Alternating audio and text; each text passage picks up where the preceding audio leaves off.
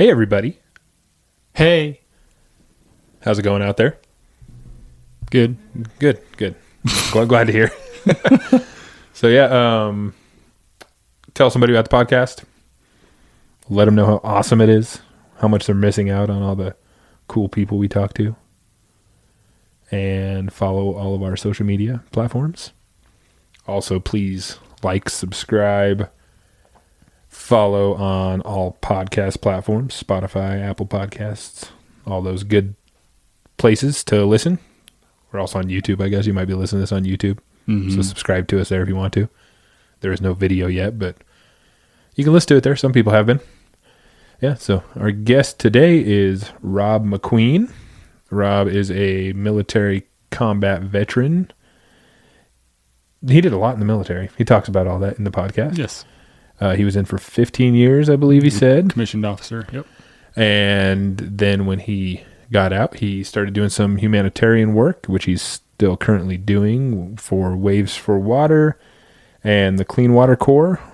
And yeah, pretty interesting dude. Had a good conversation with him. Yeah. Basically, he fucks. He definitely fucks. Yeah. Yeah. So hope you guys enjoy it. Mm-hmm. And we will talk to you later. Love you.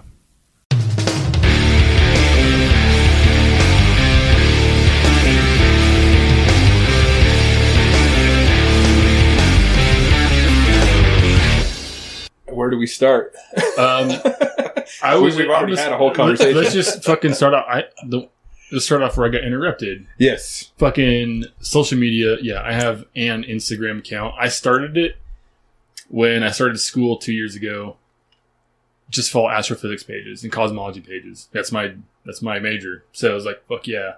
And it turned into being friends with you and Benito on there. Uh-huh. And now the other half of my Instagram time spent is sending ridiculous, horrible memes to you guys. Dude, yeah. Yeah. Like memes that get deleted after you send them. Yep. Well, I sent you one the other day and you didn't even get to see it. I didn't get to see it. It was like 2 minutes. It's like, nope. No, it's social media can suck you in for sure. Like you were saying, it was just for one purpose and then it spiraled. Yeah. It has its ups and downs. Yeah. Next thing you're getting emotional responses, which is what they want. Yeah. Well, and did you guys watch The Social Dilemma? Yeah. Yeah. I think that was a big one for me, especially because the one thing that stuck out, and like having young daughters, my oldest daughter, we let get on social media, I think, too early. I think we screwed up. We let her on at 11. Okay. And, and so we've watched her kind of go down this path and start creating other accounts and start kind of creating her own like virtual identity that's not her. And then the influence that from the outside that comes with that is just getting bombarded every single day. So, like, I think what stood out to me in The Social Dilemma was that one graph where they're talking about artificial intelligence. They're talking about that part when it's going to reach and, like, hey, this is going to surpass human strength. Uh-huh. And everyone thought about that forever. Like, when are we going to deal with Skynet? When are we going to have time-traveling Terminators hunting us down? But we forgot about the part where it's like that algorithm can just make us feel really lonely and sad and surpass human weakness, and that we're already past that. So it's learned how to manipulate us to the point of where you want my attention, here's how I do it. And we just twist that knife a little bit and get you to seek some little blue light glow and feel good about yourself. Yeah. It's insane. So I was telling Kevin about this last week because for this podcast, I made social media profiles for all of them. And one social media thing I don't know anything about is that fucking TikTok. Yeah, dude. But I'm thinking, okay, the more people see the name of our podcast, the better. Mm-hmm. So I created a TikTok I'm not going to make any videos of me dancing or anything. Maybe I should. That might get some hits. But I created one just so the name is out there. And my wife is obsessed with TikTok. She doesn't make them, but she'll scroll through them forever. And I've always telling her, like, why are you wasting your time? So my dumb ass downloads it on my phone. And here I am sitting there scrolling through videos. And I caught myself like, oh shit, out of any social media platform I've ever seen, it's more addicting because they have their own algorithm of shit, depending on what you like or how long you're watching something, that more of those videos will pop up. And of course on my feed, it's a bunch of like girls with big asses dancing and stuff. I was just going to say, that's exactly what it is. And then every now and there's some shit on there that's creative. Like that's one thing I like about social media. It allows people to be creative. There's some cool people do some cool stuff on there, but it's to the point now I'm not even looking at it because I'm sitting there scrolling through pointless shit for not for hours or anything, but for too long for me. Because with something like Instagram, I can scroll through that, and once I see the people I follow, it's done, and I'm done. I don't. Yeah. But on something like that, it's not even people you follow. It's just video after video. As long as you're scrolling, they're going to keep coming. You got to understand like the philosophy behind what is right and what's wrong, because more is not better. Absolutely not. I mean, if you go back and listen to Alan Watts, dude, like, I'm big into philosophy, and he was a major breakthrough in understanding like happiness and what you really, really need. And you don't need that shit. No. Like, I've been most healthy in my life in places that weren't healthy for me. Yeah. You know, you're in Iraq or Afghanistan. I don't know about now, but I was over there, 2008 and 2011, right? Like, we still didn't just have like phones. It was just us, dudes, fucking guns and missions. That's like, it. You have the bare bones you need in life, and you find yourself. You have that. You find how to be intimate, you know, with other guys and find out who they really are. And you have a purpose. You have a mission every day. You know, something to look forward to or not look forward to, but you don't have all those other distractions that really are not making you better. Like, it's weird because so many people say, I found myself the most and the best times of my life were when I was in bad situations. Yeah, absolutely. But you didn't have all this other shit that's depressing us and making us feel we're not good enough. You know, yeah, I'm not a fan of social media, you know. It's really got its ups and downs. Well, for the comedy aspect, I like laughing with you guys and sending you fucking crazy shit. That's honestly, that's why I still have it. And now I'm finding guys I was served with like my first deployment, and I'm finding them on there. I'm like, oh fuck, man, now I can't get rid of this because I love this guy. And like we start talking again, you know, and he's got kids now too. Like me and Yabar have been talking like almost every day across Instagram, and it's like we can talk for a long time. Yeah. This is a dude that like he's been next to me, like right next to me, watch me fucking shoot motherfuckers. I've watched him drop mortars on motherfuckers, even when he almost dropped some on some kids.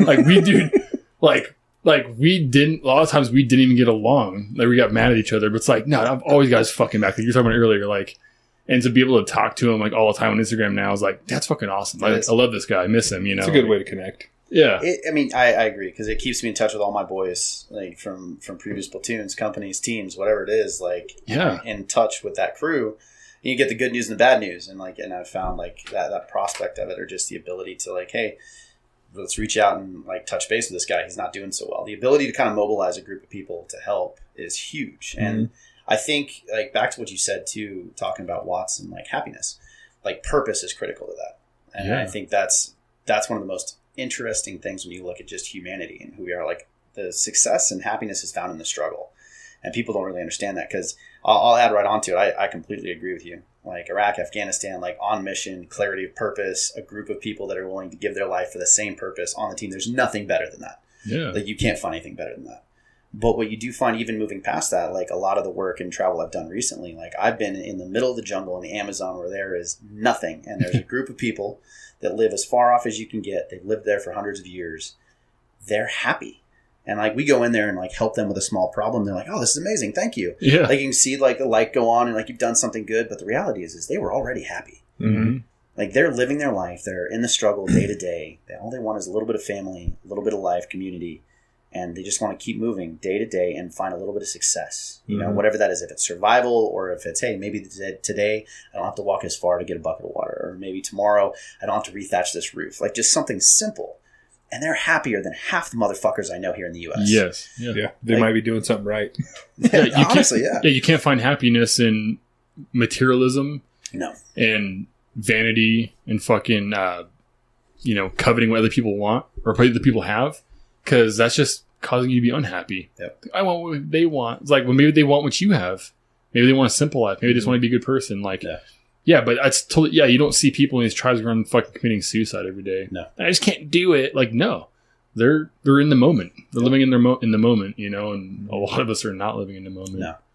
You know? I don't know if Americans know how to live in the moment anymore. It's like, or even just Western civilization, where it's become, I mean, we are the most privileged, entitled, spoiled, like section of humanity that has ever existed. Mm-hmm. Like we don't know, like unless you've been places and been in the place where you are forced to shed everything else you know and just be at that place in time, I don't think you know how to do it. Yeah. Yeah, and that's why you see so many combat veterans, you can say, have eclectic personalities. Oh, yeah. Because if you're not holding onto the ego and you can be vulnerable, which you're from day one of basic, you're vulnerable. Oh, yeah. I'm awesome. No, you're not, motherfucker. Beat your face. Like, and because we can find vulnerability so quickly, we can easily go learn something new. Yeah. Like, I can be 30 and like, hey, I'm going to go to college with a bunch of 19-year-olds, you know, or I can go learn a different language. Like, you always go do something different because you don't have that holding you back anymore. Yeah. And some people still do, and they have to refine it. But that's a big issue with people is because I'm a genuine person. Like, we talk about this a lot. Like, I piss a lot of people off because what I say is what I say, but you know where you stand. And it's the more ingenuine when I meet somebody, the more it just pisses me off. Yeah. Like, it's always a fake conversation. Like, how you doing? Like, everything's just kind of like scripted and it just irritates me. So then the first thing I do is give them a hard time. Break their armor down. Yep. Like, hey, motherfucker, like, sweet pants. Like, just anything you think of, like, where'd you buy this baby gap? Like, and just break them down a little bit. You know, that's what I like Benito. Benito his brother-in-law just breaks a motherfucker down, and you know who they are pretty quick. He was on 2 ago. I guess it would have been 2 episodes ago, yeah. And it's funny because that episode's doing really well. Yeah. And out of so far the episodes we've had, typically somebody like him who a lot of people don't know, because we've had some people that have a little following, those episodes do pretty well. Yeah. We've had a couple of just our friends that came on, and they did okay, but the downloads weren't as high. With him, which he's my brother-in-law, but he's been a friend of ours since we were kids. Yeah. He has this personality that everybody loves him, no matter if it's a job or whatever. People fucking love the guy. And now even in a fucking podcast, people that don't know him, he's getting a lot of downloads. Yeah. I told him that too. I'm like, what is it about you? And he's like, I'm funny. What can I say? Funny, dude. I'm like, oh my gosh. Yeah, he's a freak of nature. We played football together. They used to call him Circus. Fucking Circus. Because he, like, one time he had this shit during practice. You better fucking run, Circus. and the fact that he's a heavy set guy, you know, and he'd come in the gym and do like legless fucking rope climbs. Dude, like, just a beast. He's fucking freak. He will knock out pull-ups. And he's a little bigger than I am. I can barely do a pull-up. And he'll get up there and just crank them out. He's a freak. Yeah. It's insane. Fuck those guys. Yeah. I've got like 5 bands around my feet to help me get up. And I got Jesus, fucking everything, dude. Anything to get me off the ground. Yeah. Like, just, dear Lord, help me get this pull-up in. Yeah. So you were in the military. Obviously, we're talking about that. We can talk about that. I'd like to. But so you were talking about being in the Amazon. What is it you do with Waves for Water? Yeah. So following active duty in the military, I switched to the reserves. And then I it's kind of a long story how I got there, but I was asked to build a veteran division inside the organization Waves for Water. So I was like, do I not want to go work for a former pro surfer and travel around the world doing humanitarian missions? Absolutely. So I'm in. So I dropped my packet. I got out of active duty. And then I took over. I built a veteran division called the Clean Water Corp. So I've got 40 veterans I send all over the world. And this is all pre-COVID. So we can talk the transition post-COVID. We're still there, but you know, just like all nonprofits, like we got hit pretty hard. So 40 veterans take all over the world. I think we've done 27 countries at this point, 10 or 11 natural disasters. And it's just amazing. The whole point was purpose. Like when I left, I was like, this is great. I'm going to go build this thing. I'm going to help all these other people, these other vets that need purpose, but I'm good. I'm golden. I left this shit clean. And then like 3 months into it, I'm like, maybe I'm not doing so hot, you know, but I just pushed myself into work, like kind of traveled my ass off, like just worked, traveled, partied, and was like, this is the new life. And then like I was down in Hurricane Maria about a year after Maria, about 6 months after Maria. I'm sitting on far on the west coast of Puerto Rico, and I just fucking lost it, man. Like broke down. I was like, holy shit, what the fuck happened to me? And kind of went back through it and did the first time I've ever sat down and actually written anything. And I just like call it self-diarying, whatever the fuck it is. Like I went and just wrote down my feelings, like how the hell did I get here? Like what happened to my life? And I found myself sitting there staring at the ocean, watching my buddies surf and just being like, I don't even know how I got here. I don't know who I am. I don't know how I lost so much touch with humanity. I don't know what I'd become.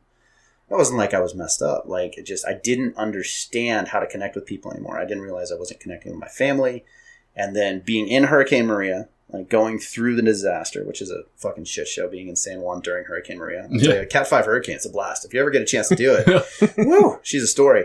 And then heading around with who are now some of my best friends and their family and their sons, like going apartment to apartment, breaking into some apartment buildings, trading a little security for fuel, for generators, like going in all this fun stuff I learned in SEER school. Yeah. And like with kids and a grandmother and dogs and a family, and like going through that process and then staying and actually like not just helping these people recover from the disaster, but actually going through that. It's almost like it reset me.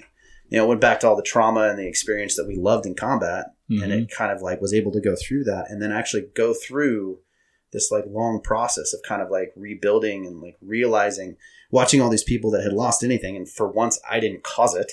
Yeah. And actually like being with them and being able to help them. And in turn, like it ended up helping myself. And so I think that was just one of the coolest things that in this journey of Waves for Water. And I don't even think I answered your fucking question. I went on like a total tirade. No, that's cool. But so what I do after my tirade of finding myself again on the beaches of Puerto Rico, I am the field operations director for Waves for Water and the director of the Clean Water Corp. So we do access to clean water all over the world, specialize in remote and austere environments, and then also in natural disasters.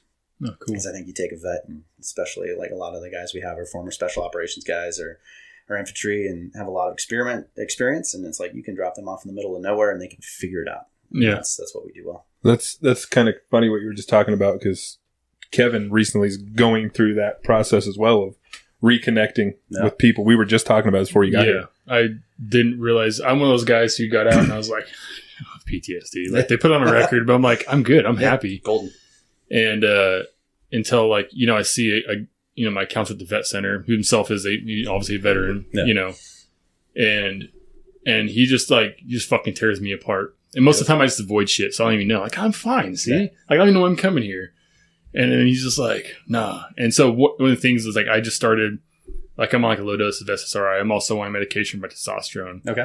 So I did find out, actually I found out like over 2 years ago, my doctor, and I didn't fucking listen. It's like, no, I'm pretty sure you have blast injuries and I bet you your testosterone's low. Yep. And go figure, I had a 360 and at 28 years old. For someone who was an athlete his whole life, that's not a good number. Super low, man. And he's like, I need you at 800. And so 5 or 6 weeks ago, I finally fucking did it. And day 5, everything hits me at once. Like emotions. Like all of a sudden I'm feeling love, empathy, and I'm craving intimacy. And I'm like, holy shit. Like, and it's hitting me all at once. And it's been years. So it's like overwhelming. I'm completely avoiding the entire thing that you're talking about right now. Dude. He even told me in a text that he loved me, which is funny because I'm one of those guys. I'll tell my friends I love them. Yeah, of course. I've always been that way. And I legitimately mean it. Yeah. I fucking love my friends and family and whatever. I've always told people I love them. And anytime like Kevin's leaving my house or whatever, love you. And he's like, okay. Yeah. Love you, dude. Uh-huh. Love you. Thanks. Say it back. So like through all this the other day in a text, he's like, dude, I love you, man. I was like, holy shit. I didn't know what to say. But it's cool to see because I've known him for a long time and I've seen him go through the transition after the military over the years. And it's kind of cool to see, like, you're almost finding yourself, as corny as that sounds. Because when you're 0 is someone else's 5, your brain is shutting off certain parts of your parts of your brains are being shut off because you don't need those to survive. Nope. I don't need fucking love or empathy to run and kill a motherfucker. In fact, it hurts. And get out. You don't want that. No. Yeah. Like, you don't need those emotions. You'll be able to kill someone that's in front of you and in your way and get the fuck out of there. You know, like, so when your brain's just always there and all of a sudden, it was too rapid of a switch. Yeah. Because it just hit me all at once and I was like, I fucked my whole life up. You know, what have I been doing? You know, I should have done this over 2 years ago when he told me. Like, every time I go and see my doctor, he's like, so you gonna do it? Like, it's like, no, I will. Like, I've started intermittent fasting and fasted cardio. I'm getting my testosterone up on my own, dude. Eating fucking oysters and shit. Like, I'm doing magnesium, D3, zinc, you know, DHEA. And I honestly got myself up to a 500. Like, that's good though. Busted my ass through diet, gluten-free. Yeah. And he's like, you have the symptoms. You need to be at 800. I was like, all right, let's fucking do it. And dude, I've been feeling great ever since, you know. Yeah, it's funny. It's funny you say that because a good buddy of mine, like we went to do some contract work together on the side, and we ended up having to drive to Louisiana, which is a fucking terrible drive from here, and probably the worst military stupidity I've ever heard in my life. But that's another conversation. But we're riding. He's like, dude, you need to be on test. He's like, I can tell you right now, you're low. I was like, stop it. He's like, I've been on this forever. It's fucking great. He's like, go test it. I was like, nah, fuck you. But like, the more I talked to him, I was like, fuck, I should probably go do it. It's like, for some reason in my mind, I'm like, I want to wait till I'm 40. Right. I need to make it to 40. That's what I said. Because I don't want to get in too early. Because I know once I get on it, I'm going to be on it for the rest of my life. Like, I don't want to trick my body and do that. Like, I just want to stay with it. Because for me, like, I never got on like test or juice or anything else. But when I went to Iraq in 07, I was in their 07, 08. So I did a 15-month pump in 07. And I went from 175 pounds of like lean running young second lieutenant to like 225 pounds of just fucking angry smash direct action muscle. Yeah. And I was like, all I want to do is smash and shoot things. Like, this is the body. And I got back, and when I didn't have the time or the control over the diet, and literally, I mean, my day was eat, patrol, operation, like lift. That was my cycle every single goddamn day. When I came back to the real world, and I got a wife, I got a new kid, I got all these other things, all of a sudden I was like, dude, my body crashed. Like, I couldn't maintain it. My testosterone fell through the floor. I didn't even go test it. It fell through the floor. Yeah. Like, every piece of it, like, every piece of the entire process. And at that point, I was getting ready to go to selection, and I was getting ready to go to the Captain's Career Course. Like, I had all these things, and everything was moving fast. Before we left there, my company had taken over as an XO. My company's already tapped to go to Afghanistan, so we're heavy into a training cycle right after a 15-month deployment. My wife was like, you got to figure this shit out. She's like, this is not what I signed up for. Like, you're leaving at 4 o'clock in the morning. You're going to work out. Then you're going to regular PT. Then you're with them until 5 or 6 at night. And then you're getting back at 8. And like, you have a brand new 9-month-old. You have me. You've been gone for 15 months. It's like, what the shit is this? Mm-hmm. And that was like the first wake-up call. And it's like, you have those wake-up calls. Yeah. And that was the first one. I was like, fuck, I got to take a look at myself. And the first thing I looked at, kind of like you did, I looked at my diet. I looked at how I was treating myself. Because I couldn't maintain that shit. Like you said, the cleanest and easiest I've ever been is in Iraq. Yeah. Like, the best shape I was ever in was getting back from Afghanistan. Yeah. The second you get back, everything changes. And you're working out in fucking pallets and rocks. Fuck yeah. And it's amazing. You're walking. I mean, I think we walked like 1,000 miles in 6 months. Like, I had my GPS going. I finally turned it off. It's like, fuck me. Yeah. But it's one of those things where like, it's the best you ever feel. Yeah. I was part of VSO operations in Afghanistan. I was part of a small joint special operation team that was fucking rad. Some SEALs, some PSYOP guys, some CA guys, my team. It was just a blast. Mm-hmm. But like, you get back from that, and all of a sudden your day is not the same. It is super like, I have to manage 2 daughters and a wife. I now have to manage training for the next mission and picking up a new team. And I have to manage everything. And it's like, you don't realize what that shift in priorities or even just mental state does to your body. And you feel it every single time. It's brutal, man. Yeah. It's brutal. Yeah. And in our Western culture, we don't acknowledge that, especially in America, because we've been built off of, fuck, you don't tell me what to do. I will fuck your ass up. Yes. So we're built that that's what a man is. Mm-hmm. And a man is not someone who knows how to be intimate with somebody or knows how to have the right conversations with their kids. It's more just about duty. Yeah. A man is about duty in our country. Are you going to be there for them and supply them with what they need? And that's your only job, you know, and that's a third of it, dude. That's most, and so that's what's kind of, I think, weird about, because people talk about a lot, like, with especially like veterans, I guess, like talking about their bullshit or their PTSD, whatever. It's like, well, it's not a crutch. You're resolving and you're working through shit to understand, because the Native Americans did it and they're really fucking good at it. Yeah. And they were still warriors at heart. Yeah. You can have both. You can have the duality. You need it. I think I couldn't agree with you more, but I think that's also a challenge, like in the current day and age, because the warrior mentality. And I think if you look at a lot of, we do work on the Navajo reservation. I just had a team get back from there last week, and one of my number 2 in the Corps, incredible dude, 23 years special forces, like just one of the best dudes I've ever known. And he's Cherokee, and so he goes, look, you got to understand. He's like, imagine being the baddest warriors that you know in the world. And then all of a sudden, you're no longer that warrior. You're told, here's your fence, here's your line, here's what it is. You're taking away that warrior piece. And I couldn't agree with you more. You have to be that warrior in the middle, where it's like your family's first. You know how to connect. You know how to be intimate. I think that in the end, that makes you a better warrior. And I think if you go back and read anything from fucking Tactics and Clausewitz all the way down to Sun Tzu, it's all in there. But when you really step back and look at it, like what we're doing now is we're removing the warrior thought process. So, and you find me a warrior, let alone like a mix and a true renaissance of that piece. Find me a warrior in the younger generations these days. Mm-hmm. Oh, yeah. It is. I've met one or two, and I'm like, you're a fucking unicorn. Where did you come from? Yeah. Like, holy shit. Like, I've got 3 daughters, and I don't know what the hell they're going to be dating. Yeah. Because I watch this stuff, and it's like, oh, masculinity is so bad. It's like, masculinity is great. Yeah. Because masculinity, in the truest sense of the word, is exactly what you said. I'm a caregiver. I'm a provider. I'm a protector. Like it's that mix of everything. And that, I think that really truly is what a warrior is. Yeah.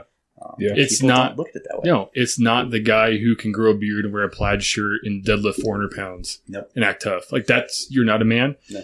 Found this out firsthand the night my son was born, and I fucking rolled a dude up for pissing on my car, and he was one of those.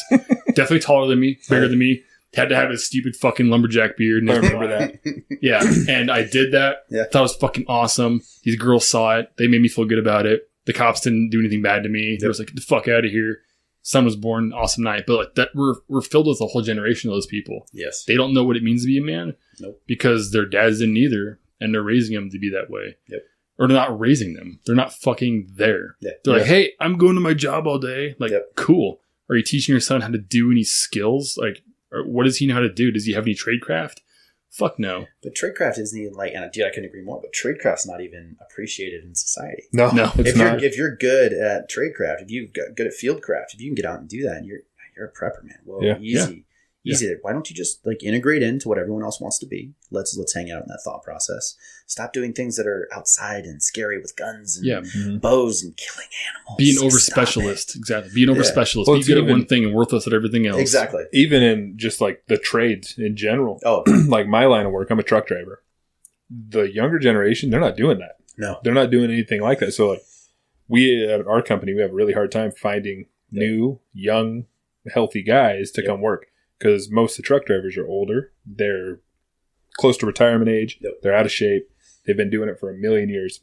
I've been the youngest guy at the company I work for. I've been there for 6 years, and I was the youngest guy up until about 6 months ago. We hired a guy who was the same age I got when I got hired. I was 26. And I was so amazed. Holy shit, I'm not the youngest guy anymore. So I think it's hard to find the younger generation doing manual labor or a trade. Yeah. That's why like I'm happy I got my CDL because like, you know, when I graduate next year with my physics degree, I might be able to make more money just going being a truck driver, dude. Like most likely. Yeah. Because the chances are, I mean, if you really think about like NASA and space, I mean, how many interns there are? There's very little full-time salaried, you know, guys in physics at NASA and mechanical engineers. Mm-hmm. And they're always the ones coming out of these aren't guys coming out of BSU. No. So I would most likely be put in a position where I'm working for a bank or a credit card company writing algorithms and shit like that. It's like, I would rather be an ass kicker at something and not be in a desk writing fucking numbers all day. Nope. I love astrophysics, not fucking math, not physics, not accounting. You know, like, so I just like, maybe just go drive a truck for a little bit, dude. Make it $30 an hour. Just, well, it's one of those things that no one wants to do it. Most of the people that are good at any of those jobs, whether it's truck driving or welding or whatever, they already have jobs.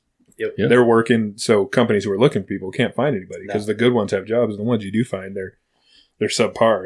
It's not good. We've dealt with it at our company a lot, but no, I want to go back to what you were talking about, like raising, like what your daughters will be dating, or being, you know. I have 2 boys, and it's our generation of guys. I think we raise our children different than our parents did. Yeah. Mm-hmm.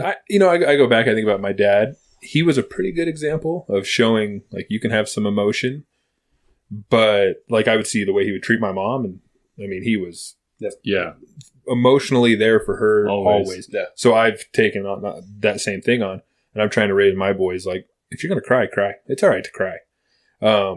But also, when it's time to be tough, you got to be tough. Yeah. You got to be a man, quote unquote, you know.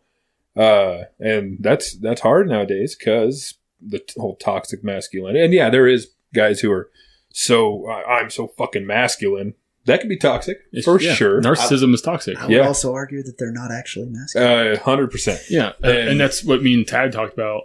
Therapist, he's like, those aren't alpha males. No. Like that is the guy who's terrified and he's scared and he's hurting and nobody loves him, and so he's not secure. If he's not secure, he can't take care of anybody else. Therefore, he's not an alpha male. No, like if I was to put on a bear costume and grab a baseball bat and go smashing windows downtown, they'd be like, "Oh, we need to really line out. We got an issue with bears." It's like, no, you have an issue with an asshole in a bear suit. Yeah, like let's be realistic about this. Like, but the problem is it fits the narrative. Yeah, and everything now fits the narrative, and it's about power and it's about influence and it's all the things that I spent so many years dealing with and looking at from a mission perspective and a what is in the interest of national security? Like, how do we leverage influence? How do we leverage power? How do we do these things to, prevent a larger conflict, or how do we use it to, isolate, fix the people that we want to remove from the battlefield? How do we use these things?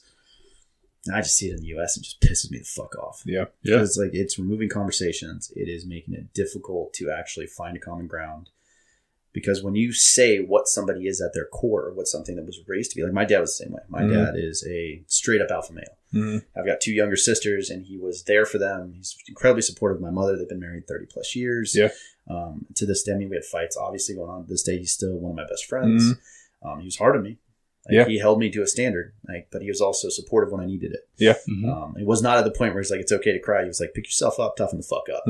But it wasn't in a way that like made me feel bad, right? It was like, you need to be tougher. If you want to move forward, if you want to survive, be tougher. And I still remember a few of the times that my dad was like, I made it through. He got me a job working concrete. I poured concrete for a summer. And he goes, I didn't think you could handle it. I'm proud of you. Later on, he's like, hey, you're a pretty good dude. I'm too bad you have to go back to school. You're turning into not such a shitbag. But it's those things where it's like, those stand out to me because he didn't give compliments just because. He did not fill me up. I didn't succeed. He let me know, but he helped me find a way to succeed. Like, I think there's a mix where we have all this bullshit where you have people pretending to be something they're not. They're pretending to be the people that are so tough, and they pick a fucking cause off the goddamn internet. Usually one that a girl tells them is important, because we all do stupid shit for women. And then they go so hard into it that you just get over the top. They're finding causes because they're not dealing with their own shit. They're not fixing their own house first. And it's because like, how can you fix these problems? Like we talked about one of the last podcasts was make sure our society is educated so we have a better society, not fucking dumb. Don't talk down to us like the polish. The third grade level thing. Like, no, talk to us like we're fucking adults and we're intelligent. And if someone's not intelligent enough to understand what you're saying, they need to seek that on their own. Right. You cannot force someone to learn. You cannot force someone into a sociology class in college. They will learn more by seeking out on their own. Well, and I think the key thing you just said, and you kind of went both ways on it. The first thing you said is like, we need a more educated population, right? And then you said intelligence. I'm going to make an argument right now. They're not the same thing.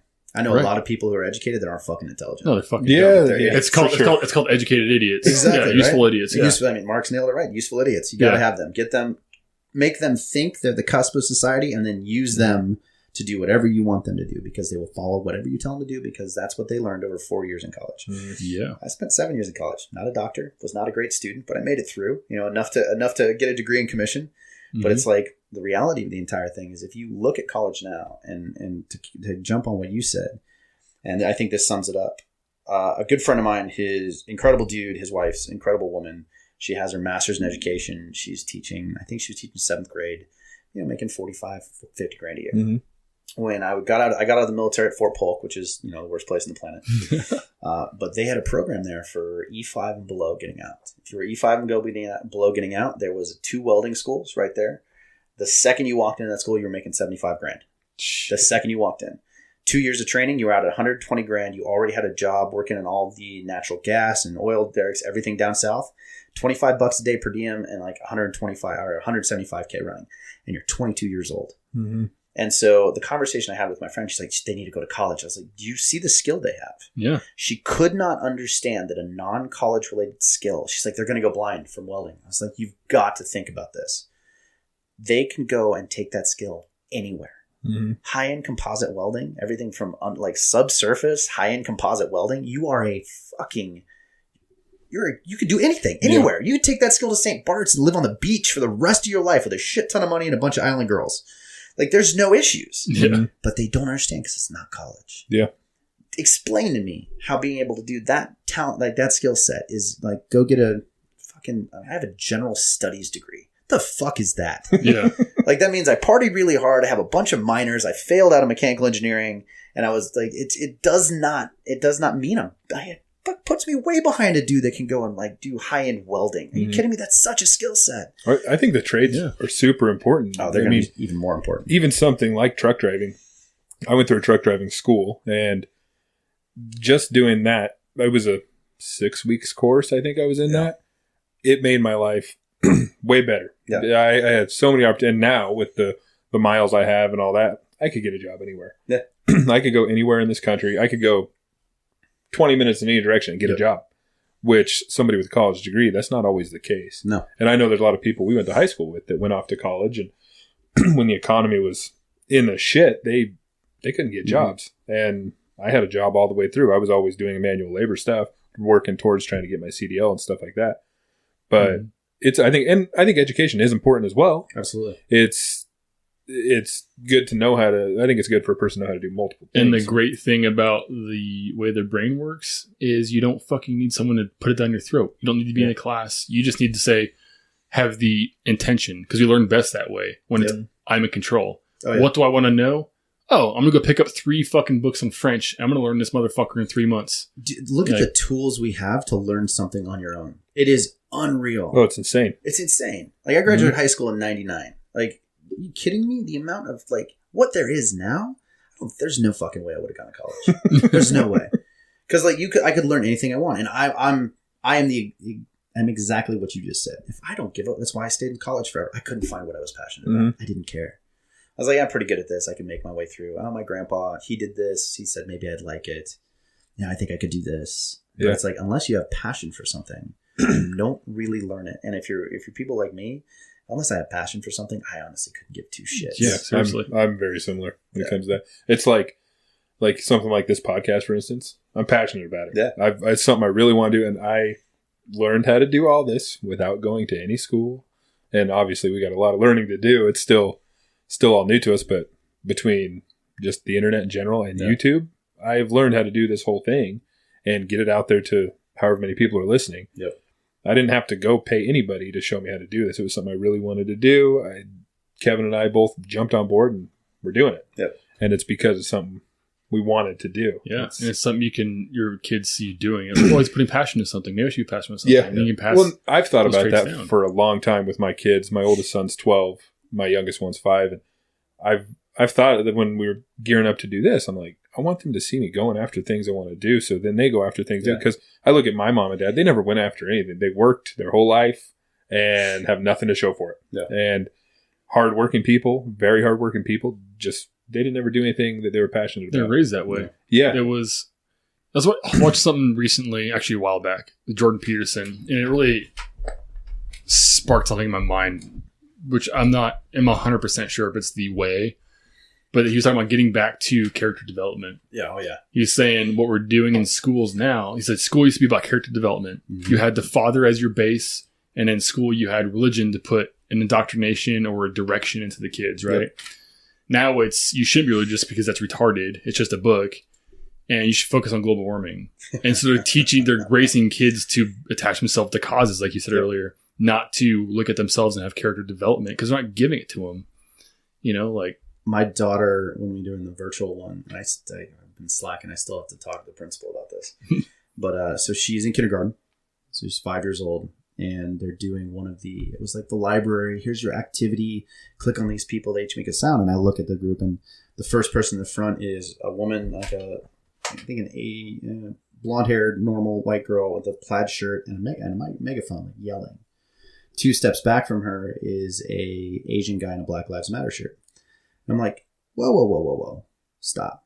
Like, I would have said the same thing if it's a guy in a MAGA hat. Like, I do not want politics to be what indoctrinates my children. Fuck no. Like, that is the worst fucking thing in the world. Mm-hmm. And that's why, like, I watch all these people that are losing their minds over who the president of the United States is. If your life is based on who the president of the United States is, go stick your head in the sand and just suffocate. I agree. And if you told that person it's because you needed to fix your own fucking house and yourself, it's like, fuck you, don't tell me what to do. You're a piece of shit and you're toxic. Yeah.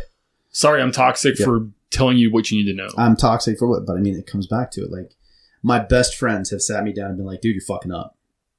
Oh, thanks, brother. Like, I didn't hate them. Fuck you. But again, weak people. Like, it is the hardest thing. I think the military does this really well. I've been told I am a fucking pile of shit more in the military than almost anywhere else in my life, because my dad was pretty good at that too, you know? But you get used to, and I think on the leadership especially, like, when you go through those schools, the first thing they teach you to do is self-reflect. And it's hard to fucking do. Like, especially when you make a serious mistake. You make a mistake that costs somebody's life. You make a mistake that, like, is one of those things that's going to have, like, long-term implications on either yourself or somebody else. And you make those mistakes and you go, fuck. And you look in and you're like, okay, I made that mistake in that moment, but how the fuck did I get here? Like, what did I do that led me to make this mistake? What didn't I do that made me make this decision. And that is hard.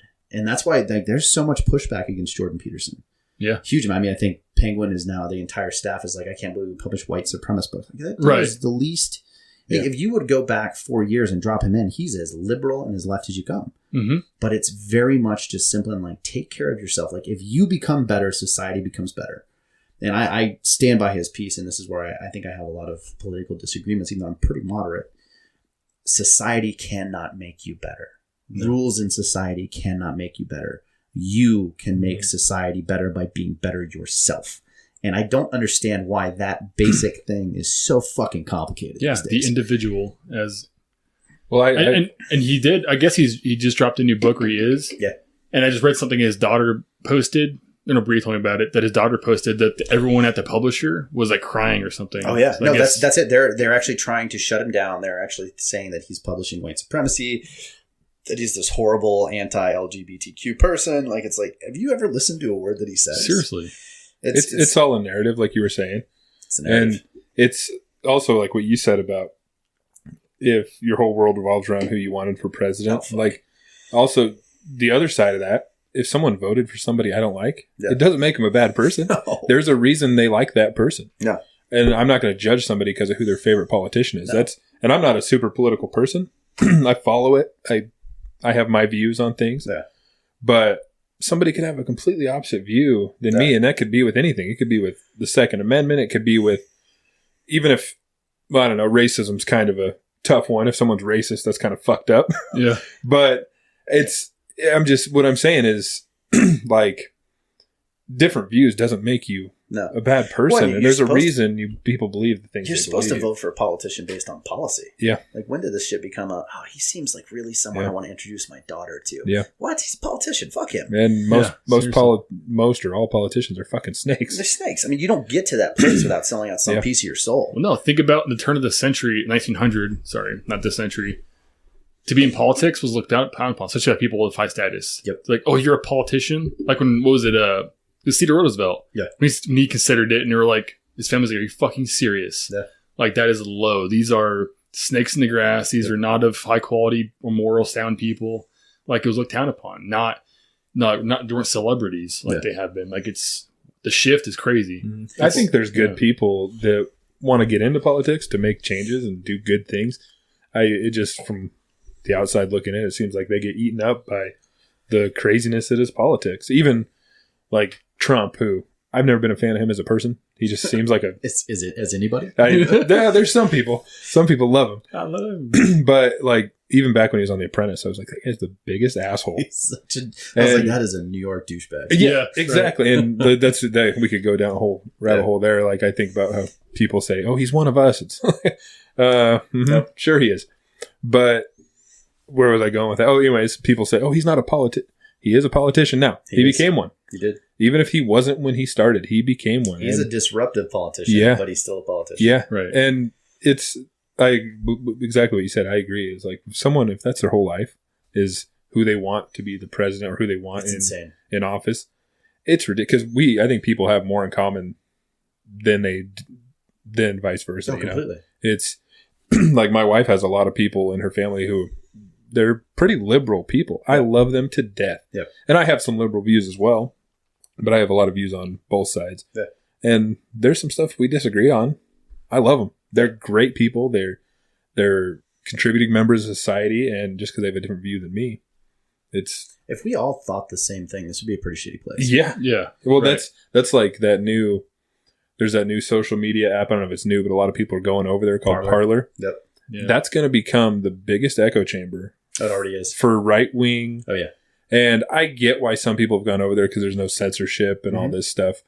Because I know that there's been some people that have had a lot of problems with censorship. That's where Tim Kennedy went there just so he could do his gun post. It was the same with Mike Glover. I don't know if you know who Mike Glover is. Yeah, I follow Mike. Fieldcraft Survival. And he's had kind of like the Jordan Peterson thing. People are saying that he's linked to white supremacy. And we've talked about this a couple times on here, but if you follow anything that guy has said, there's nothing. Well, did you see where they shut down his banking system as well? Yeah, I just saw. You just sent that to me, Kevin. Honestly, I have a bunch of credit. I have like a bunch of credit with Chase, and I'm like, I don't know if this is going to work for me. It's really crazy to me. Freeze So someone's fucking account. He's one of those people that announced, "Hey, I'm going over to Parler," and people are going to that. It's going to be. It probably already is. So I went over there. Echo chamber. Like the one thing I have to do is I have to stop following Dinesh D'Souza because like literally he posts 37 things a day. And it's like, bro, you're blowing up my notifications. I don't need this much information from you. But no, it's exactly that. It is an echo chamber. But I mean, so I went to a really cool event. I went to the Big Daddy Unlimited shoot in Georgia, which is basically where they get a bunch of the kind of the gun tubers and that whole conservative culture together. I met the guy that runs the Typical Liberal, if you ever follow that guy. Really interesting guy. And he talked through that piece on the censorship. And he's like, dude, if I put anything that comes close to a gun, I get shut down. He's like, I went from 50 million interactions a week to 25,000. Jesus. So it's like, I mean, you talk about it, it's there. And you can blatantly see it. And you understand it. Like, so there's an interesting piece in kind of what you said on politics now, right? So we kind of started out with the age of religion, right? So religion was the baseline of society. We transitioned somewhere around, I want to say like the 1960s, 70s, really into the age of politics. And then politics became the ideology, right? We started to go down that path. And I think we're moving past that. And what we're moving to, I've heard everything called from the age of the technocrats to, you know, the age of information systems, because who's the next people that are in charge? It's people that can control the information. And if you ever look into technocracy, which is really kind of a rabbit hole to go down, I'd recommend it. It's super interesting. It was this offshoot theory from Colombia in the 1930s that really was trying to, you know, as the Great Depression is weighing on, and they're saying like, hey, so capitalism has failed. We need to build this new thing that doesn't have money. It basically is based on resource, and whoever owns the resources then shares those resources with everybody. So resource allocation, and the experts will be the ones determining who needs what. So you have everything medical will be managed by the medical experts and everything. Like, so just experts will run everything. And every time I listen to the Democrats or anybody says, listen to the experts, I'm like, fuck. Because you don't have control over them. Have you ever tried to get a bureaucrat to do anything you want? It just doesn't happen. Or a non-elected official. Like, they owe nothing to me. I definitely do not want these people making decisions for me. I want them to inform the person that I can hold accountable. That's why every time Central District Health in Boise puts out something, I'm like, why am I hearing this from you? Like, I want to hear from the county commissioners. Oh, well, county commissioners aren't really in charge. Like, they're elected. They're the next step up for the governor. So why in the fuck am I not hearing from them? Why am I hearing a note from Central District Health that's saying we're changing everything we talked about because of this number? I was like, stop. I don't want to hear it from you. I want to hear it from an elected official who got information from you and then got information from the businesses and then got information from this and made, like, I want an analysis. I want you to say, if we don't do this, it costs this many lives. If we do this, it costs this many lives. And I want the businesses to go, hey, if we don't do this, it costs this many jobs. And I want someone in mental health to be like, hey, if we shut this down, we lose this many people. It does this impact in the long run. Hey, if our kids aren't in school and they're in virtual school, this many kids are going to fall behind. Hey, this many kids we're going to have I think we're like a 400% increase in domestic violence right now. I read an article about that not too long ago. And we have no idea what the child abuse issue is. Yeah. Because 90% of that is caught where? Fucking schools. Well, and I also think about the fact there's some kids out there, that's where they eat, is in school. Dude, brutal. And I'm fortunate enough that my kids, that's not the case. Same. They get fed at home, but there is kids who don't get fed at home. And that's the only place they can go to eat. And I understand, you know, public health issues. Completely. They don't want people getting sick. I get it. So far, we've been really lucky. My youngest has been pretty much in school the whole time. And it depends where you are. And that's why, like, because they just shut down my kids' school we finally got to hybrid learning. So they went to school 2 days a week and then they had virtual. And it was like, okay, finally, as parents, we can get to a rhythm. And as my kids can have a rhythm. Yeah. And then they recently shut it down. And I was like, you've got to be fucking No, my kidding daughter me.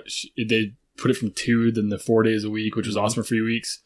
And it's back down to 2. Yeah. She goes to Answer charter school. And then now, next week, I think they're like, no, all online again. Yeah. And now the online classes are sporadic throughout the day. It's terrible. Yeah, which, as far as I know, starting tomorrow, my youngest goes back to school unless my wife's the one that gets all the emails. It depends on the county. And I know most private schools are just staying in. Yeah. And so that's the other thing, too, is you look at it, it's like, so you have the money to put your kid in private school.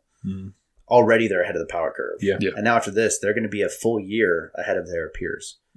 Like, we are doing so much damage. And again, like, I'm not... I got called an extremist today from a guy I used to work with, which is hilarious because you want to see me be an extremist. I have the skills to be an extremist. At this point, I'm not an extremist. But my whole point was like, hey, let's talk about policy. Like the piece I just said, like, I want to hear the conversation. I want to hear the debate over policy. So I want to hear, hey, if we don't lock down, Instead, if we isolate the people that are being hammered by this, I mean, I think we've lost 6 people under the age of 55 in Idaho total.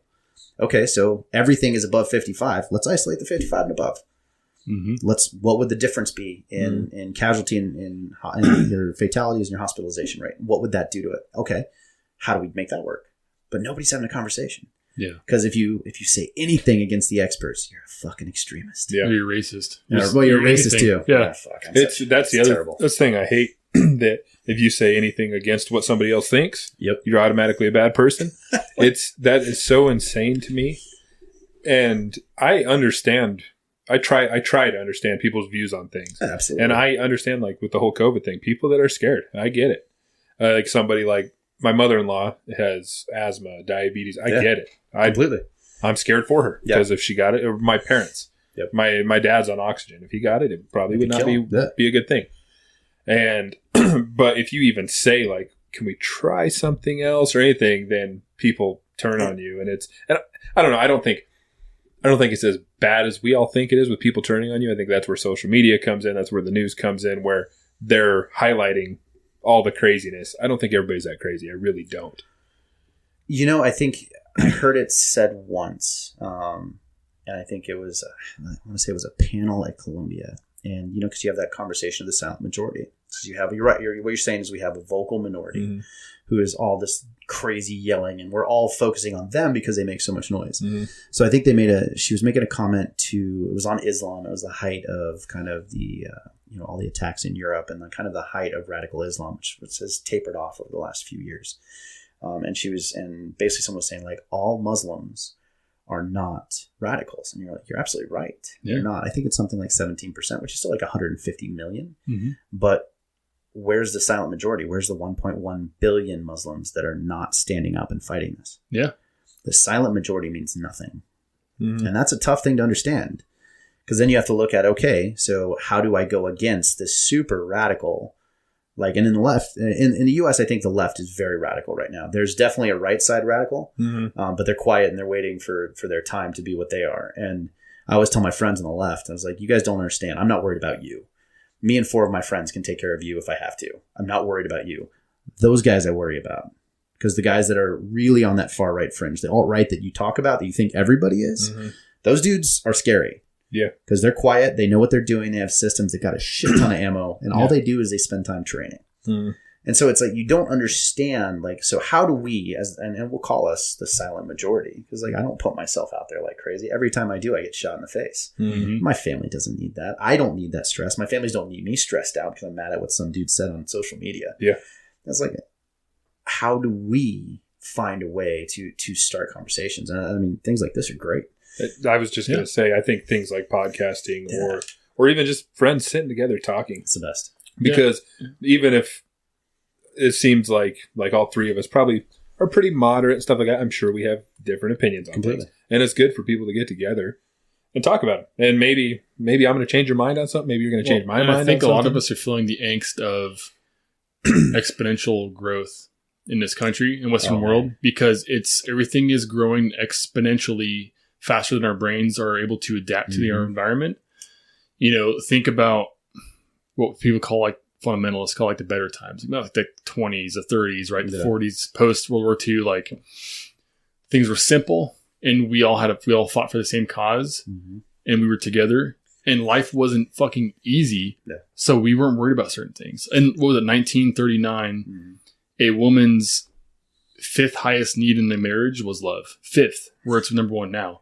She had 4 other things she wanted to worry about. I want security. I need a house. I need a strong man to give me children. Right? Like, it was number 5. These are different fucking times. Completely. Because now it's so easy. It's like now I can really just focus on what I really want. I can be as selfish as I want because I have the time and the luxury to do it. And so it's a time of like selfishness. And it's a time where there's not enough going on. So I'm scared now because like I also moved in this neighborhood as well. Because I wanted a better neighborhood for my kids. And I'm like, oh, fuck, what am I going to do to make them struggle now? They need fucking struggle. Yep. And I'm going to have to make an op order for that every fucking week because my daughter's almost 8. My son just turned 3. Every fucking week until they're 18, like op order, here's how we're doing this because I have to make you struggle. and be there for you. But I can't have you just go. Life can't be that easy. No, go home and watch YouTube. Go to school, hang out with your friends. Go to the movies. Yeah, it's not enough. I think that's where physical activities come into play for kids, especially nowadays. Yeah. Like we've talked about ad nauseum, like jiu-jitsu. That's a struggle. That's great. And it doesn't have to be jiu-jitsu. It could be soccer. It could be basketball, whatever. Just something to give them something to physically strain them, some struggle in their life, and learn how to overcome things. I like the martial arts, especially jiu-jitsu, because you learn really quickly how to lose. Yeah. And it's a different thing between losing a soccer game and having someone put their hands on you and control you and make you go, I can't do this anymore. Who weighs less than you. Less than you, right? Yeah. Or it's even that weighs more than you. You're going to find out that there's a real world out there of people that can hurt you. That's the greatest thing. I always laughed in like Army Combatives level 1. Yeah, dude. And like it's hilarious, and you get to the end of it. And I loved it when I went through level 2 and then level 3. They let us as like young captains, like post career course captains, go ahead and do the clinch drill with all these young lieutenants. And I didn't really understand the purpose of the clinch drill. You know what the clinch drill is? Mm-mm. So basically, at the end of Army Combatives Level 1, which is like a baseline introduction to like this simple jiu-jitsu-esque like confidence builder, right? And it really, the end of it, the clinch drill is controlling somebody who's punching you in the face without being able to punch them back. It is all I'm trying to do is control you, get to a place where you can't hit me anymore, and I can move to a position of dominance. Gotcha. And I was like, why did we do this? Like, this is stupid. Like, we're teaching a really bad habit. Mm-hmm. And it's like, oh no, most of these guys have never been punched in the face. And I had to stop and be like, what do you mean? Most of these guys have never been punched in the face. It's like, explain this to me. They're like, I can't explain any more than that. Like, they need to be punched in the face. So, because everyone remembers the first time you got punched in the face. You're like, oh shit. But the second time you're like, oh, okay, really? Let's go. Yeah. But it's that, so you have to break people through that piece. And not enough people get punched in the face anymore. Especially the people on the internet. Yeah. Like the shit people say, like, God, you would never say that shit growing up. If I said that in a room in high school, I'd get my ass crushed. Fucking roll you up. That goes back to the thing we were talking about earlier, like being a so-called man. Yep. You have these guys who look like a big tough guy. Bunch of dudes in bear suits. I'm sticking with that one. Yeah. But then you have guys who are very unassuming looking, quiet, who are killers. You'd never know it. And I learned that in jiu-jitsu. There's people in that gym that I roll with that if I saw them on the street, I would think nothing of it. What's up, nerd? Yeah. Yeah. But if something goes down, they're going to strangle you to death. Yeah. You have these, like you said, the big flannel bearded wearing guy who looks like a badass. And sometimes they might be. Yeah. But most of the time, and I think most people in the world, like you said, have never been punched in the face. Nope. They don't know how to fight. They don't know how to defend themselves. I was one of them when I first went to jiu-jitsu. I'm a big guy. I'm pretty strong. I've always thought I can take care of myself. Yeah. And I have. I've been in altercations, but it was always against someone who also didn't know what they were doing. Yep. So my size and strength came into play. Once I got into jiu-jitsu, I learned, like, I don't know anything. I'm going to get killed if anybody does know something. Mm-hmm. And still I'm not saying I'm some sort of badass because somebody knows anything more than me, they're going to kill me. But I'm in a much better place now. If somebody does know anything, I'll be okay. I can take care of business. And I think that's important for people to know how to protect yourself. And you just, in general, you got to know how to be mean. I learned that in the Army, like when I first got to my unit and I was 19, barely 19, because I grown up like a wrestler and a weightlifter. Like I could snatch and clean a lot of fucking weight. I'm just built for it. And so I realized people that were a hell of a lot meaner than me, like appeared to be in a fight because they were scared or bigger than me. Mm-hmm. I found out really quick that my aggression and my strength I never got beat up. I was so many fights, and it was never anything I started. I was always I'm that fucking guy, by the way. I'll call myself out. He was like, guys, please don't fight. No, because I want someone to hit me and fucking fuck him up. I'm looking like passive aggressive for a fight. So that was like my thing. Like, no, guys, I love you like that. And someone like swings on me and then I'm like, through the fucking table, dude. Like someone's getting beat at like, and so like I found really quick that because a lot of my teenage years, I was intimidated by people because of that. They had a mental presence. They knew how to intimidate you. Yep. And when I got in the Army, I realized I got past that. And I just had to get myself into those fights and realize, it's just a front. It's just a front. Like, I can be fucking mean, dude. Like, and it was... You can also be really nice and then just hit someone in the face. Yeah. which is a shocking term, like, because I'm a very nice guy. I'm also very mean. And I take pleasure at times in hurting people. Yeah. That's just kind of comes with the nature of the beast. Well, there's a time and place for it. Exactly. There is, and I think when it comes to like a bully. Yeah. A bully is one of those guys who's never been hit in the face. Been in the face. And I'm somebody, I speak my mind when it's time to speak my mind. Right. And some people would say otherwise. I talk a lot. I'm a big talker. I'll talk everybody's ear off. I always have been. But I'm nice. I'm very, very nice. Yeah. But I'm also one of those people, if someone's doing something wrong, I'm going to say something about it. And 99% of the time, if someone's doing something wrong and you step up and say something, they're going to fucking stop. Yeah. Because they don't like confrontation. They act like they like confrontation. Yeah, they don't really like confrontation. And in all reality, I'm not a big fan of confrontation. No. If I can avoid a confrontation, I will. But I'm not afraid to step up for what's right. Yeah. And usually somebody who's a bully, they're loud until somebody says something. Yeah, you gotta have a plan to de-escalate before it happens. Yes. And that's exactly it. Because I can't tell the number of time in a bar. I was in Nashville a few years ago, and there was guys smoking in the bar, and the girls we were with were like, "Oh my god, it's like choking." So I walked over. It's like, "Hey guys," and they're like, "Yeah, man, go sit down." I was like, "Hey, no, if you don't mind, would you guys mind putting those cigarettes out? It's really smoking us out, and you're not supposed to do it in here. So just do us a favor and put it out." And they kind of bowed up a little bit. I had 3 or 4 good friends. They're like, "We get in a fight?" I was like, "I don't know. I'm just going to go talk to these guys." And I just said something nice. Like, I wasn't in their face. I was very calm. I was like, "Hey guys, could you please do this?" And they didn't know what to do. If I'd walked over and been like, "Hey, you fuckers, put that shit up, I'm going to hit you in the face," it just would have been a brawl. Yep. Yeah. So, but in the end, like, I think there is something to what you said, like learning to be the calm person in a conflict. Like, I can talk to you at this level all the way up until the point that we're fighting because there's no reason for me to yell at you. Sometimes yelling at someone, you can kind of make the assessment if they're really blowhard. Sometimes raising your voice and getting a little more aggressive will de-escalate.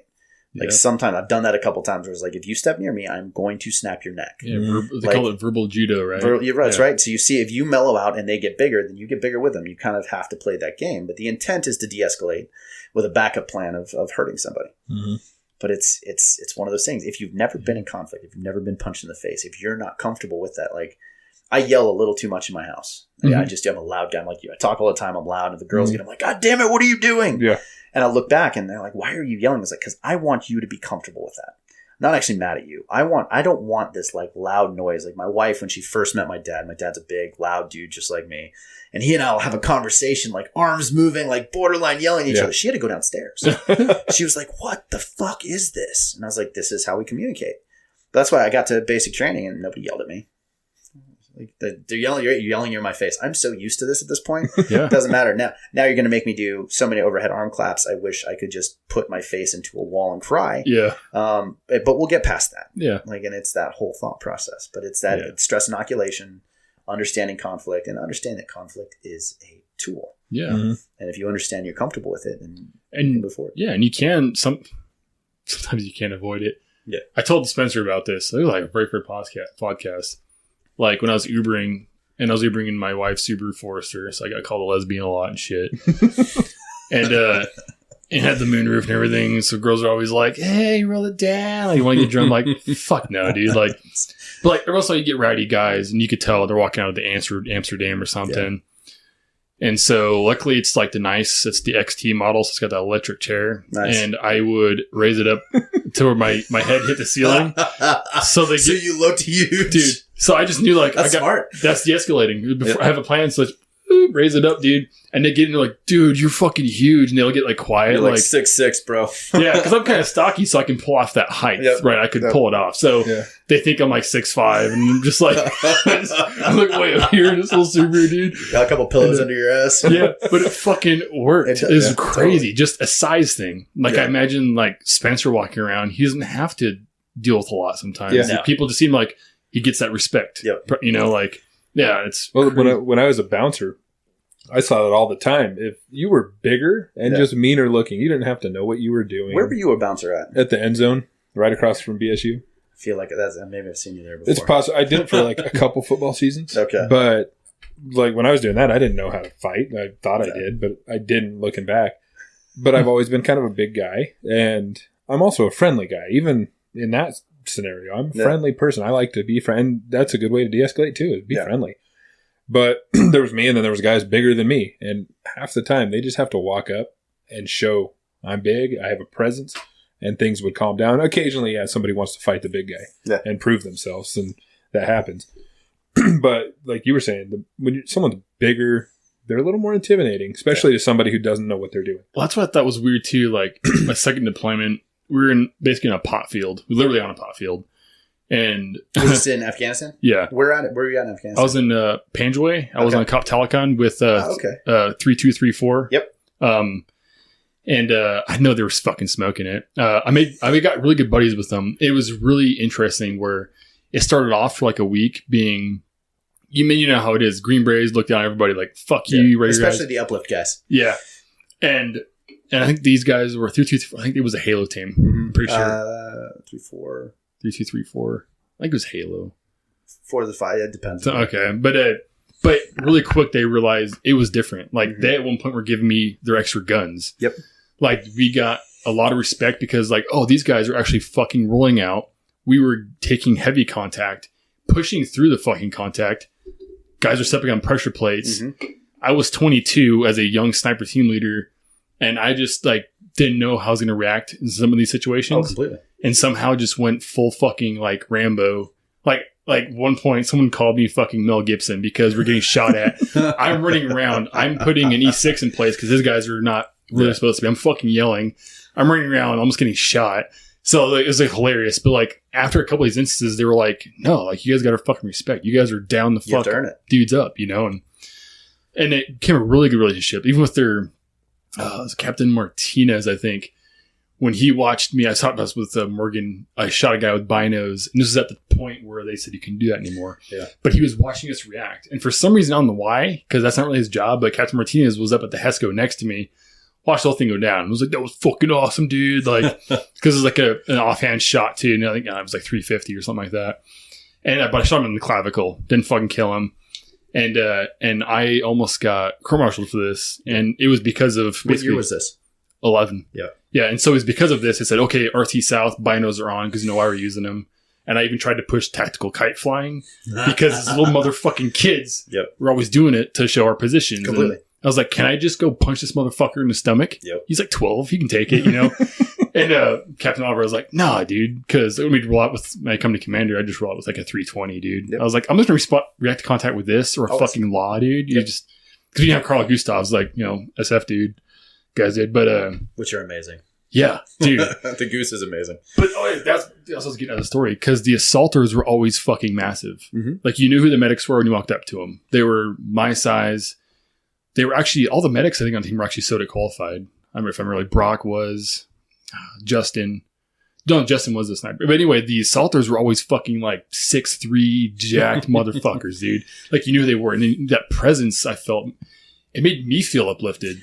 You know, like empowered, you know, like, yeah. It's an interesting thing because, like, that's, like, I've got buddies in the unit and, like, true assaulters, like, my cousins we got a good friend in Red Squadron. And, like, you look through these guys and they're not all huge, man. Most of them aren't 6'3". Okay. Most of them aren't big. Like, those guys you got, like, they're probably halfway through their cycle in JAGNA's third groups. You know, those dudes get big. My brother-in-law's in third group. Okay. He's at SOT D East right now, but he'll be back, or SOT D South. He'll be back at third group here in a little bit. And he's 5'10", 140 pounds. Okay. Jeez. He led a direct action. He had a direct action team for like 2 years. Like, you'd see him walking down the street. Looks like a marathon runner. He does.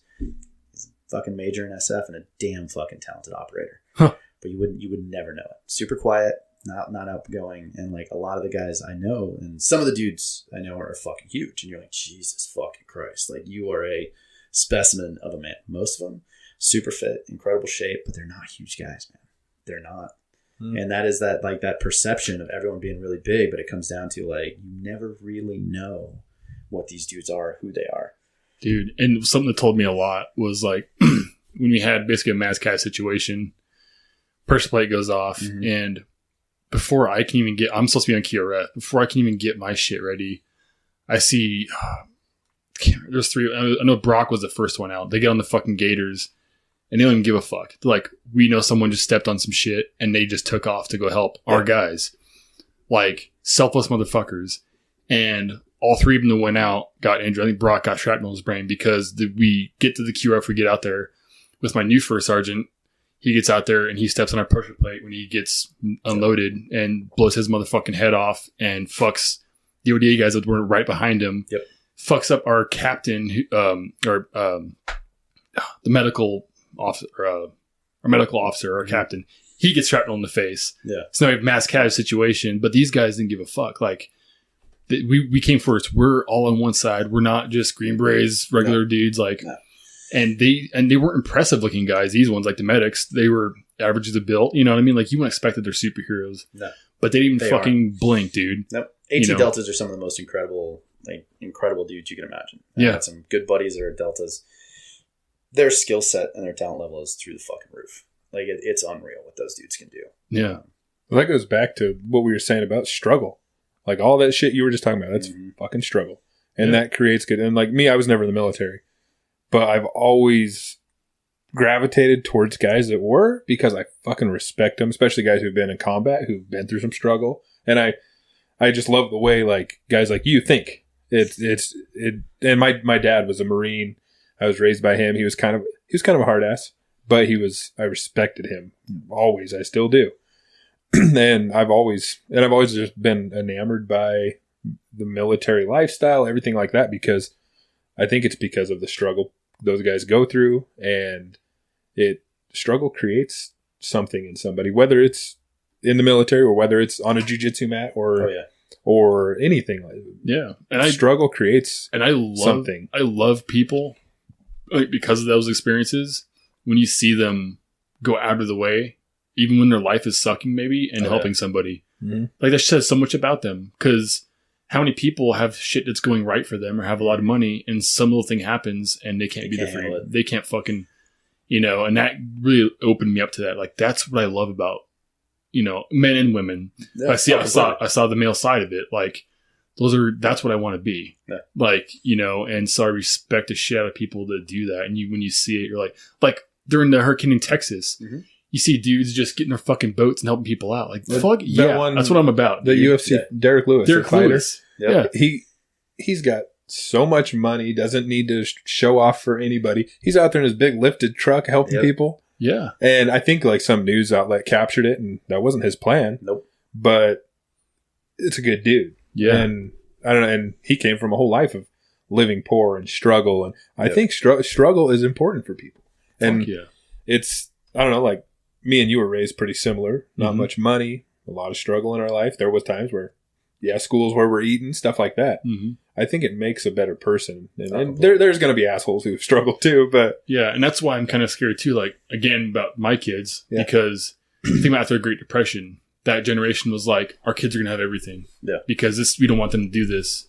And then you had a bunch of spoiled motherfuckers around in the 70s. Well, see, I don't think we need to worry that much. Like, everybody wants better for their kids. Yeah, I know. But, yes, our kids, and I'm imagining your kids probably have it better than you did. That's just what you do. Yeah. But they also have us as dads. Right. We're there to guide them through. And that, I think that's a critical part. Because, I think struggle is one part of it. Like, I have friends whose parents are worth hundreds of millions of dollars. Mm-hmm. Some of them have turned into complete pieces of shit. And they struggled with drugs and alcohol, and they ran amok, and they did whether some have made it out of that, some haven't. Yeah. And I've got some who are just incredible human beings. And it's because of how their parents raised them. And they didn't have an ounce of struggle in their life. Mm-hmm. But they had really good example and really good mentors. Yep. Right? And then I've seen people in the same way. Like, I didn't grow up wealthy at all. Mm. Like, you grow up, like, people grow up poor. Some of them turn into pieces of shit. Yeah. Even through all the struggle, they still turn into pieces of shit. Yeah. And some of them become incredible human beings. Mm-hmm. I don't think you can put more of an emphasis. Like, I think struggle is a key component. It falls back on who's raising them. Well, that's like my kids. They have me. They have my wife, who's an amazing person. We're not perfect by any means. We fuck up all the time raising the kids. And I think anybody that says they got that figured out is full of shit. They're lying. Yeah, that's what I was telling people too. Like about my wife. She wanted to have the kids come into the world naturally, so she did 2 natural unmedicated births. And my son was fucking massive. and we did at the birth center. So like, it's interesting how things really should be and how hard it can be. Yeah. But it's not on your back. Like, I think actually when he gave birth, she was on a stool and it came out like you're just taking a shit. Right. Oh, that's amazing. So I catch it, but like him, excuse me. But, No, like that's from the get-go. It says something like about how you care about your kids. Oh, completely. You know, am I going to do this or do I want the easy way out, which I will continue to do for the rest of their young lives? Well, that right there is something amazing. The whole natural birth thing. My wife did that with our second child. I am the biggest bitch. There's no way I would take every drug that they would offer. And I'm just watching. It gave me a whole new respect for my wife, seeing her go through that. And she was actually under the guidance of his wife, and she was our doula. So oh, that's awesome. She was there and helped with the whole process, and it was talk about a struggle. I mean, my son's got a big old head just like me, and watching that, I just gained so much more respect for her. And dude, so crazy. I missed, and this was a mistake. Not a mistake on my part. Like I still don't fault it. Like it just is what it is. But like I learned a lot. So I was in Iraq when my first daughter was born. So I got an email getting ready to go out and hit a target. And it's like, you're a dad. I was like, sweet, get in the truck. We're going to hit this target. And I was like, I mean, you know how that is. I was like, cool. My gunner was like, what happened? I was like, oh, I'm a dad. He's like, thank God, sir. You've been a fucking asshole the last week on this shit. Because, I'm stressed out and we're still trying to do everything else. I was like, fuck you. Yeah. But it's like, but you're right. I'm sorry. Yeah. And so I got an email. I sent my wife back. I was like, you look like you got hit by a truck. Well, my wife had gone into labor and got they missed the epidural. So it was a 17-hour, in the end, vacuum assisted labor without me, with like my mom coming in and her mom coming in. And the only thing I can say is like, you look like you got hit by a truck.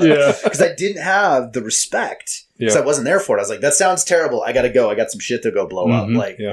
But then I was there for my second child, and I was like, "Oh fuck, I'm an asshole." It's a crazy thing. It's insane. I think people who've never had kids, you can tell someone, like it changes you. And completely. And I don't think that's always the case. There's some guys who are assholes who are going to stay assholes, but I do think it does, especially when you're there to witness it. Yeah. It does something to you. I don't know. It's hard to explain. I can't explain to someone who hasn't been through it. You guys would understand, but. It changes, especially, and then it changes the way you look at your wife too. Yeah, it's just an insane thing. You have to be not a selfish prick. Yeah, that's a hard mental leap to make too for some of us. Like for me, it's like, fuck, this can't be about me anymore. Yeah, like you're right. You can't be a selfish prick anymore. But you need them. Yeah. Think about the Mercury astronauts, all selfish fucking pricks. But you have to have them. Oh, completely. You have to have your ass kickers, like. But you also want to be, that's balance, because I still want to be an ass kicker in different things, different facets of my life. Yeah. But how to do that and have that aggression without being a selfish prick, like that duality is rough. Yeah. I guess that dichotomy, because it's two different personalities, really. That's something you learn though, as your children grow. There's places to be selfish. I think that's important for your kids to see you, like we were talking about, do things you want to do. And everything I do is for my kids, but including going and doing something I want to do has nothing to do with them right now. Yeah. But they're going to see that. They're going to respect that. I hope, like I said, anybody that says they got it all figured out is full of shit. Yeah. Yeah. But just got to keep trying every day to do a little better. And like you were talking about, like yelling in the house stuff. I grew up in a house where my mom was the yeller. Everything was yelling, yelling, yelling. From the moment I woke up, because I didn't want to get out of bed, until I got out the door for school, was yelling. My dad barely ever raised his voice. He didn't have to. Yeah. I was so scared of him. He never touched me, never laid a hand on me, nothing. He was, but like we were talking about, big, intimidating, and all he would have to say is, Jacob? Yes, sir. Yes, sir. But so like with my kids, there's times where I raise my voice, and I almost regret it every time. Like I'll yell, and I'm like, shit. I didn't want to do that, because I can see the fear, especially in the little one's eyes when that happens. But sometimes it's needed. Sometimes you need to raise your voice to let them know what's up, But yeah, anybody that thinks they got it figured out, tell me how. Yeah, I'll take that advice any day, because I don't have a clue. Yeah, it's so. How long were you in the military?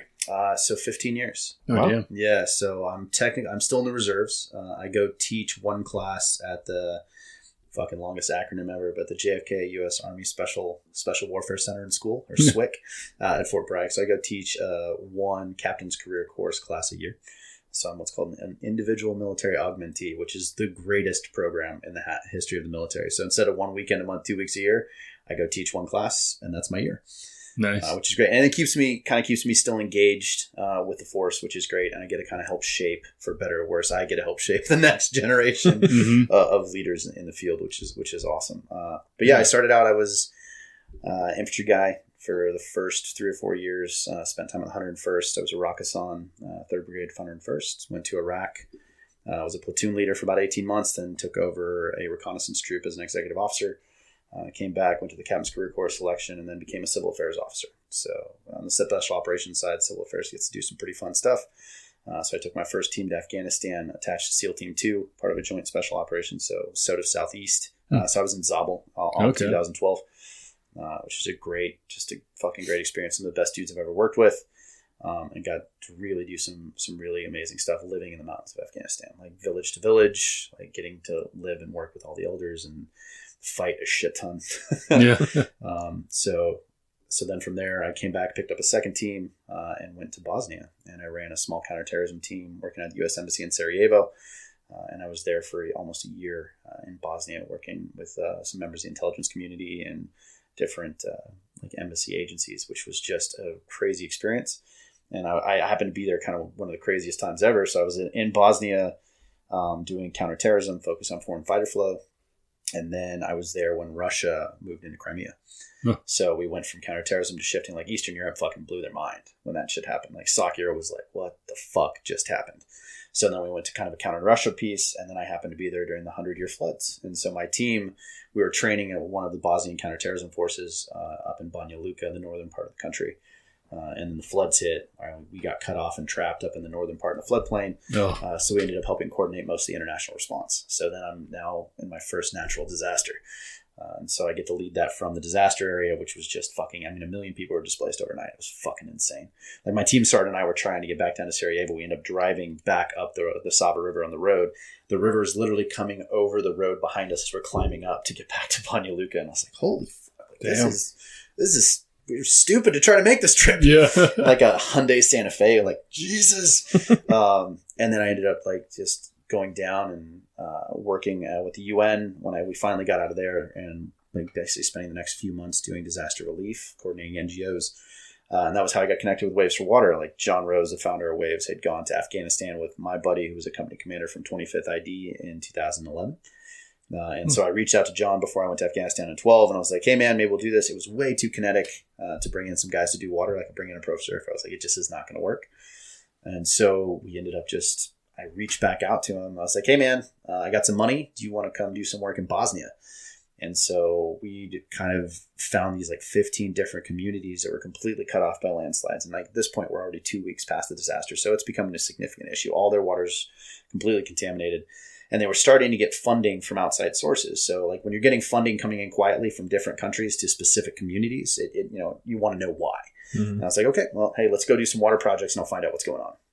So we borrowed a Bosnian UH-1 Huey that had like post-it notes on the switches, a pilot that barely spoke English but had like 3,000 hours fucking flying. And we flew into the mountains. And so John lived in my team house. We flew into the mountains, did work for a few days, came back. I ended up getting another project funded through the UN, and he sent another guy over. We borrowed a Austrian Black Hawk, flew around again. Damn. Did a bunch of work over a couple of weeks and helped like 25,000 people get access to clean water. I was like, this is fucking rad. That's cool. Yeah. And then I ended up getting assigned to a place I didn't know existed, the Special Operations Training Detachment at Fort Polk, Louisiana, to go train unconventional warfare and teach the next crew operationally and put them through a pretty comprehensive unconventional warfare exercise, which is pretty rad. And then from there, John Rose called me. He was like, hey man, do you want to come work for Waves of Water? And I was like, hell yes, I do. And since then, man, it's been 4 years of, I think I've done 30 some countries, 15 natural disasters, working everywhere from the Amazon to the mountains. I got to ride fucking motorcycles across the Gobi Desert, doing projects along the way. I ran Dakar in 2019 and doing projects along the way there. Like, it's been one of the craziest experiences of my life. Now I have friends in goddamn near every country I've ever been to, and I've learned what it means to be a humanitarian. Mm-hmm. I've learned what it means to find a different purpose past the military, and had the opportunity to put more people into those shoes. Yeah. And now with COVID, I've transitioned. So I still Like we just got crushed, so we lost all of our admins, so salary went away. So now I'm like the traditional humanitarian that doesn't get paid. Yeah. So I still run the veteran crew because we all come together and put our own money into it to kind of support each other. Like we pay a small due because it's that piece, man. I don't want the people to show up like, hey, when are you going to take me to the Philippines, bro? It's like I want someone who's willing to put $150 a year into this thing. Like it's not a lot of money. Anyone can do it, but it shows that you have some skin in the game, and then I know you're going to get something out of it. And so we still work through that piece, and I do that piece by piece. Like I send crew to the Navajo. We've got some work going in Thailand, like as much as we can with the current scenario. And I started my own company, so now I'm a broke humanitarian entrepreneur. And I couldn't be happier. I'm home with my family, man. Yeah, that's a weird world, the whole entrepreneur world. Yeah, it's crazy. I mean, you can do well for yourself. Yeah. But not always. No. Yeah. No. I imagine if I decided to step into that whole fucking Black Rifle franchise thing, it would do well. Yeah, apparently they're going to be franchising. Love to open one here. If they're franchising here, I would do that. I just listened to one of their podcasts about that, and they were saying that for someone to open a franchise, they have to be a combat vet. Okay. Which is cool. Check, both of you guys.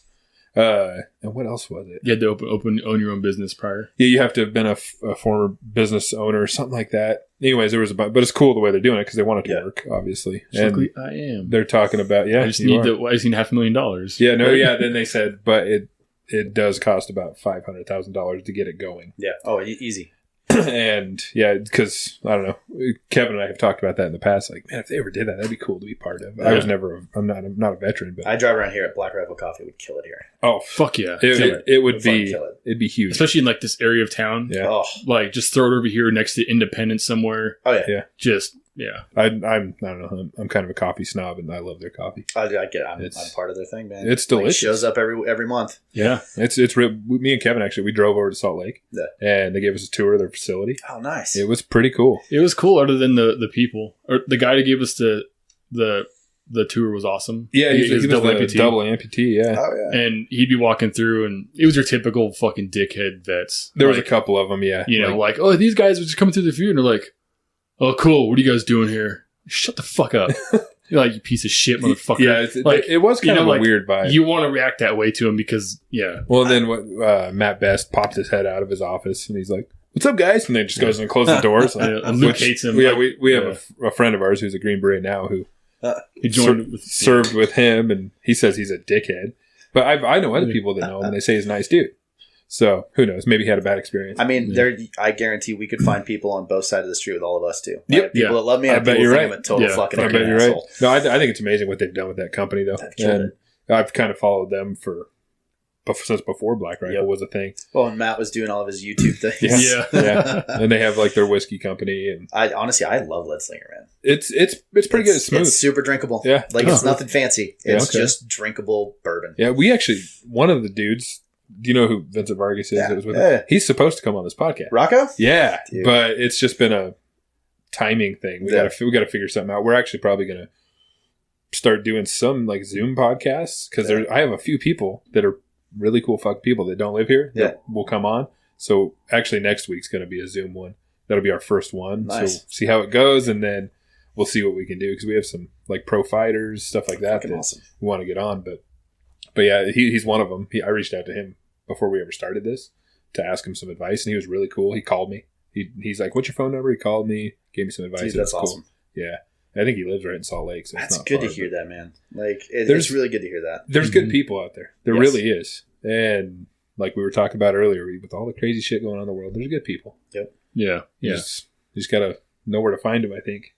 Yeah, and know how to respond to them, not react to them. Yeah. It's like I was saying a second ago. I was just reacting. Like, those motherfuckers. Yeah. Like, respond properly. Hey, their lives probably suck. They're just dealing with their own shit. Yeah. And they're stuck in that ego of that military ego that they have to get past. And I always have this conversation with people, too. They're like, veterans are amazing. I was like, veterans are a snapshot of this country, right? Yeah.